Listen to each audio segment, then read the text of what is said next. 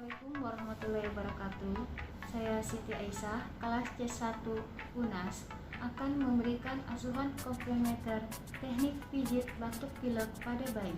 Batuk adalah respon alami dari tubuh sebagai sistem pertahanan untuk mengeluarkan zat dan partikel dari dalam saluran pernapasan, serta mencegah benda asing masuk ke saluran napas bawah. Tenggorokan dan saluran napas dilengkapi syaraf yang merasakan jika terdapat bahan atau zat yang mengganggu.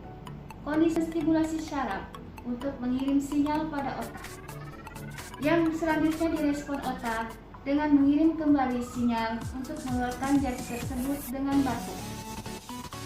Pilek adalah infeksi ringan pada hidung, saluran sinus, tenggorokan, dan saluran pernapasan bagian atas akibat serangan virus.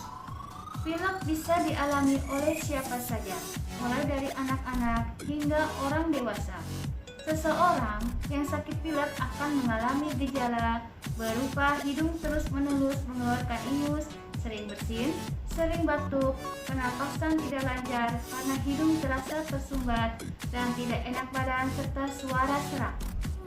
Halo, assalamualaikum dede sayang, anak soleh.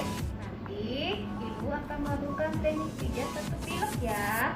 Yang sehat ya nak ya, anak soleh, yang pintar ya nak ya, jangan nangis ya. Yang pertama, gerakan mendorong ke samping di dada antara puting, melegakan pernapasan, meredakan batuk, dan bisa melencerkan dahak.